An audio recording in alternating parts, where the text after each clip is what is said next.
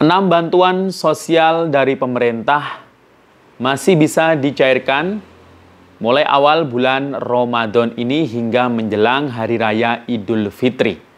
Nah, ke-6 bantuan tersebut apa saja? Dan ada salah satu bansos yang ini sudah berakhir bantuannya ya dan tidak diperpanjang lagi.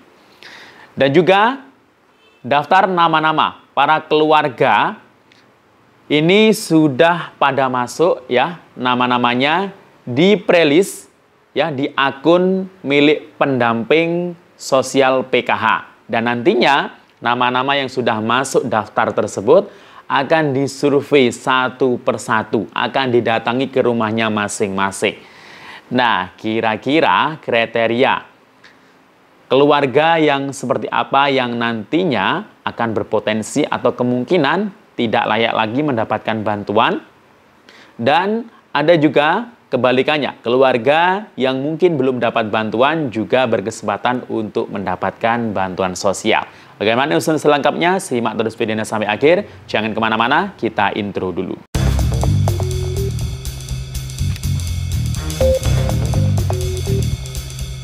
Assalamualaikum warahmatullahi wabarakatuh. Salam sejahtera, shalom, om swastiastu, namo buddhaya, salam kebajikan.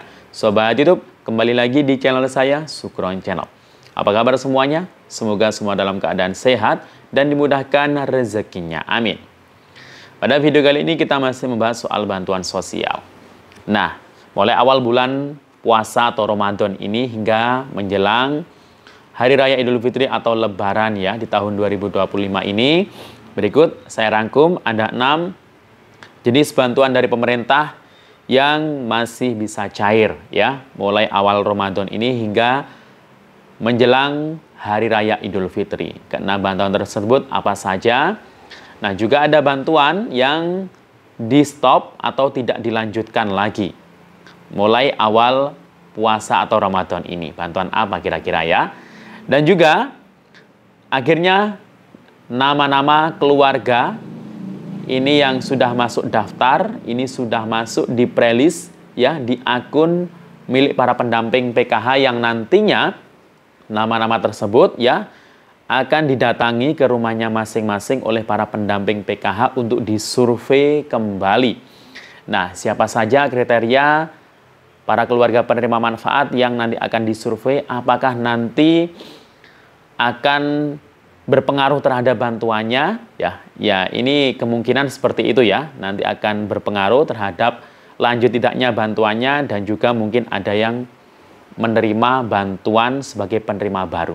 Nah, bagaimana info selengkapnya? Simak sampai akhir. Namun sebelum kita lanjut, silakan yang baru bergabung di subscribe dulu channel ini dan ditekan tombol loncengnya agar sobat YouTube semua mendapatkan pemberitahuan video terbaru dari Sukron Channel.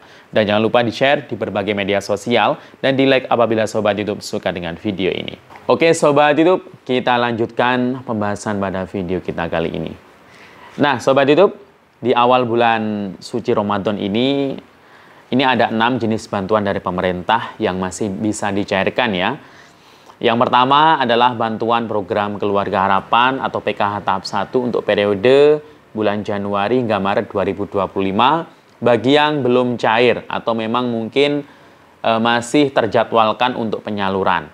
Baik yang lewat KKS maupun yang lewat pos. Karena mungkin di bulan Februari kemarin bantuannya belum cair dan memang nama Anda masih layak dan masih aktif sebagai penerima bansos di tahap 1 periode Januari hingga Maret 2025 ini, maka kemungkinan Anda akan cair untuk termin berikutnya atau termin kedua ya.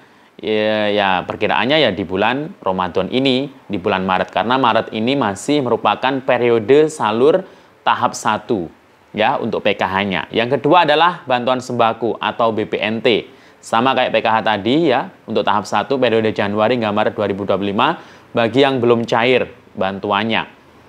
Atau mungkin biasanya itu penerima baru PKH atau penerima BPNT baru ya di bulan Ramadan ini. Nah, kemudian untuk bantuan yang ketiga adalah bantuan program Indonesia Pintar bagi yang belum cair di tahun 2024 dan baru melakukan aktivasi rekening. Nah, ini karena kemarin Februari itu terakhir aktivasi rekening ya. Jadi siapa tahu di bulan Maret ini saldonya sudah masuk ya. Kalau saldonya sudah masuk di rekening PIP yang sudah diaktifasi, nah silakan langsung bisa dicairkan ya di bank penyalurnya masing-masing. Kemudian bantuan yang keempat adalah bantuan Atensia Tim Piatu. Nah, kemarin ya di bulan Februari itu sudah turun ya daftar bayar ya atau data bayar SP2D penerima bantuan YAPI tahun 2025 untuk tahap 1, alokasi Januari dan Februari untuk 2 bulan dapatnya kalau per bulannya 200 berarti 2 bulannya Rp400.000 dan ini langsung masuk ke rekening ya bank penyalurnya Mandiri dan juga BSI untuk wilayah Aceh. Kemudian bantuan yang kelima adalah bantuan permakanan. Nah, ini juga terus dilanjutkan walaupun puasa, permakanan ini tetap lanjut. Biasanya ada KPM penerima permakanan lansia atau disabilitas tunggal. Ini yang mungkin non-muslim ya atau mungkin lansia renta yang tidak berpuasa itu tetap diberikan pagi ya dan siang. Tapi kalau untuk yang berpuasa ini biasanya diberikan disalurkan menjelang buka puasa atau sore hari. Kemudian bantuan yang keenam adalah BLT Dana Desa. Nah, BLT Dana Desa ini masih diperpanjang ya tahun 2025 ini, tapi mungkin memang penerimanya itu nggak sebanyak di tahun-tahun sebelumnya. Biasanya berkurang. Ini untuk warga desa yang masuk kategori miskin ekstrim yang belum dapat bansos PKH maupun BPNT ya. Nah, ini sudah ada ya desa-desa yang sudah menyalurkan. Ada yang hanya Januari 300, ada juga yang langsung dirapel Januari Februari berarti dapatnya Rp600.000. Nah, kemudian itu tadi ya, nah bantuan dari pemerintah yang cair ya mulai awal Ramadan ini hingga menjelang Hari Raya Idul Fitri. Semoga bagi yang sudah cair bisa dimanfaatkan sebaik-baiknya. Bagi yang belum atau mungkin akan cair ya, semoga saja bisa secepatnya cair ya. Nah, Sobat YouTube, selain bantuan dari pemerintah yang sudah saya jelaskan tadi, nah Kementerian Sosial ini mempunyai agenda yang sangat penting, agenda besar ya. Dan ini serentak dilakukan di seluruh wilayah Indonesia. Nah, ini ditugaskan kepada para pendamping sosial PKH untuk mengunjungi rumah-rumah keluarga yang namanya sudah masuk prelis, sudah masuk daftar di akun masing-masing pendamping. Jadi melalui aplikasi ya, aplikasinya ini dimiliki oleh para pendamping. Nah, nama-namanya sudah ada di situ. Setiap pendamping akan menyurvei sekitar 300 atau 300 lebih keluarga. Didatangi rumahnya satu persatu. Nah, survei itu nanti memastikan apakah keluarga tersebut masih ada di situ atau tidak. Kalau sudah pindah nanti ada pilihannya ya, tidak ditemukan. Ya. Kemudian kalau ada itu nanti akan disurvei ya, mulai dari pencocokan identitas ya, nama, nomor KK, kemudian nanti juga jenis pekerjaannya dalam satu keluarga itu, riwayat sekolahnya itu, jenjang pendidikannya apa saja dalam satu keluarga, kemudian kepemilikan aset ya, mulai dari televisi, kemudian handphone atau smartphone, kemudian AC, kulkas, mesin cuci kemungkinan ya. Jadi banyak nanti ya yang akan didata di situ ya. Jadi agak lama mungkin nanti pendataannya setiap rumah.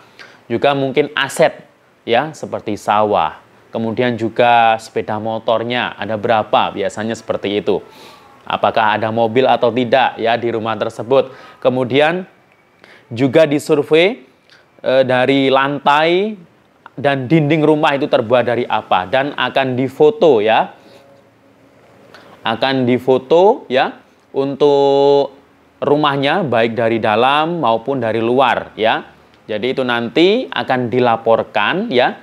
Dilaporkan langsung ke pusat. Nah, nanti yang menilai di situ adalah BPS, Badan Pusat Statistik. Jadi itu memang pertanyaan di situ itu memang kriteria dari BPS.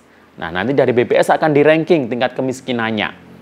Nah, di situ banyak ya KPM PKH dan KPM BPNT yang masuk, tapi kayaknya nggak semuanya. Tapi ada beberapa ya, ada banyak KPM PKH BPNT yang masuk di situ dan akan disurvei ya.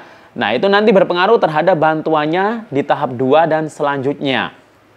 Jika ternyata setelah di-ranking oleh BPS, tingkat kemiskinannya itu mungkin di kelas atau desil tertentu yang memang tidak memenuhi syarat menerima bansos, ya tidak akan lanjut di tahap 2 dan selanjutnya.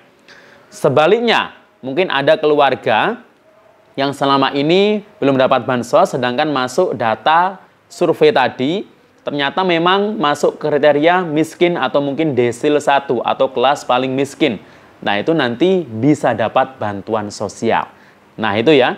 Dan itu nanti akan dimutakhirkan setiap 3 bulan sekali ya. Bisa melalui aplikasi Usul Sangga, cek bansos, atau bisa secara formalnya melalui desa atau kelurahan lewat musyawarah desa atau kelurahan. Nah, jadi itu ya, terkait pendataan data tunggal sosial ekonomi nanti ya.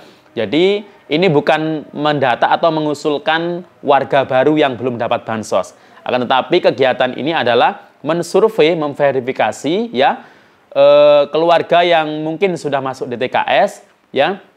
Di situ sudah ada nama-namanya, tinggal mensurvei. Jadi pendamping nggak bisa mengusulkan baru lewat aplikasi tersebut. Hanya bisa mensurvei nama-nama yang sudah ada. Ya, ada pertanyaan semuanya di situ tinggal ngeklik ya. Tapi banyak sekali yang ditanyakan nanti jelasnya. Ya, nanti itu akan berpengaruh. Nah, itu ada sekitar 12,2 juta keluarga se-Indonesia yang akan diverifikasi atau disurvei. Ya, kemarin sudah saya jelaskan ya. Dari 12,2 juta tersebut, ada keluarga yang mungkin terdeteksi NIK tidak aktif, ada yang inclusion error atau exclusion error. Ya, inclusion error itu adalah kondisi di mana penduduk selama ini mendapatkan bansos namun dinilai tidak layak oleh pemadanan dan perankingan data sehingga harus dikeluarkan. Berarti bantuannya harus di-stop. Ada juga exclusion error. Kebalikannya dari inclusion error tadi. Ada penduduk yang selama ini tidak dapat bansos namun dinilai layak dan sudah dipadankan dan di-ranking datanya sehingga harus dimasukkan orang tersebut menjadi penerima bantuan. Semoga bantuannya ke depan ini bisa lebih tepat sasaran ya dengan adanya DTSEN ini dan dilakukannya verifikasi atau survei. Nah, demikian info dari saya. Sampai jumpa. Assalamualaikum warahmatullahi wabarakatuh.